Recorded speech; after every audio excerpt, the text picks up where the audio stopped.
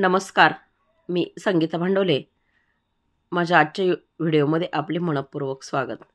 चला तर मग आज आपण पाहणार आहोत गौरी पूजना दिवशी गौरीला कोणता नैवेद्य दाखवाव्या, कोणत्या भाज्या बनवाव्या, कोणत्या चटण्या बनवाव्या याचा सविस्तर व्हिडिओ आपण पाहणार आहोत. भाज्या आणि चटण्यांची संपूर्ण रेसिपी वेगळ्या व्हिडिओमध्ये दिलेली आहे. आज आपण फक्त कोणकोणत्या भाज्या कराव्यात, कोणता नैवेद्य दाखवावा, गौरी सजावट अगदी इको फ्रेंडली गौरी सजावट कशी करावी हे आपण आज पाहणार आहोत. गौरी आवाहनाचा सविस्तर व्हिडिओ यापूर्वी चॅनलवर अपलोड झालेला आहे, तुम्ही पाहू शकता. अजूनही माझ्या चॅनलला सबस्क्राईब केले नसेल तर चॅनलला सबस्क्राईब करा. सबस्क्राईब केल्यानंतर समोरील बेल आयकॉन देखील क्लिक करा, म्हणजे जेव्हा माझा व्हिडिओ अपलोड होईल तेव्हा त्याचे नोटिफिकेशन सर्वात अगोदर तुमच्यापर्यंत येईल.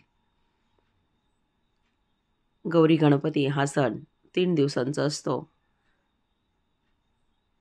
गौरी आवाहन, गौरी पूजन आणि गौरी विसर्जन. तर गौरी पूजना दिवशी अगदी आपापल्या पद्धतीनुसार, कुवतीनुसार आपण गौरीची आरास करत असतो. गौरी पूजनानंतर आपण गौरीची या ठिकाणी धूपदीप नैवेद्य दाखवून पंचारती करत असतो. ते यामध्ये 16 भाज्या, 16 चटण्या आणि पुरणपोळीचा आपण नैवेद्य दाखवत असतो. यामध्ये पुरणपोळी, कटाची आमटी, महाराष्ट्रीयन पद्धतीची दह्याची कढी, कुरवडी, भजे, पापड असे तळणीचे पदार्थ वापरतो. यामध्ये 16 भाज्या अशा प्रत्येकी भाज्या जर घेतल्या, त्यामध्ये आंबाडीच्या भाजीचा महालक्ष्मीला खूपच मान आहे. शेपूची भाजी असेल, आंबाडीची भाजी, मेथीची भाजी, ज्या काही भाज्या आपल्या परिसरात उपलब्ध आहेत अशा प्रकारच्या 16 भाज्या, चटण्या, श्रीखंड, आम्रखंड असं वेगवेगळ्या पद्धतीचा नैवेद्य या ठिकाणी दाखवला जातो.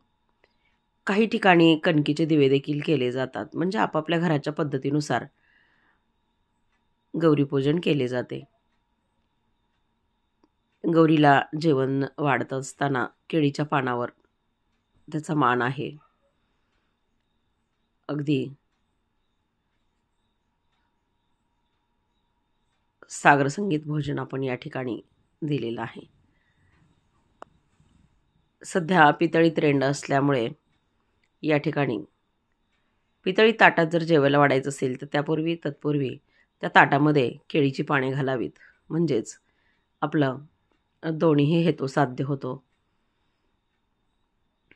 तर या ठिकाणी पहा, गौरी गणपतीसाठी अगदी अतिशय साध्या पद्धतीनं इको फ्रेंडली सजावट केलेली आहे. अगदी कुठल्याही कृत्रिम फुलांचा वापर या ठिकाणी केलेला नाही. बाजूलाच आमचे गणराय या ठिकाणी विराजमान झालेले आहेत. गणरायांना सुद्धा अगदी इको फ्रेंडली या ठिकाणी सजावट आहे. अगदी फुलांची, पानांची आरास या ठिकाणी केलेली आहे. गौरी पूजना दिवशी अशा समया वगैरे छान लावल्या की अगदी आकर्षक आणि सुंदर दिसतं. तुम्हाला कशी वाटली ही आरास पाहून मला कमेंट करा. पुन्हा भेटूया अशाच एका नवीन माहितीमध्ये. Bye bye.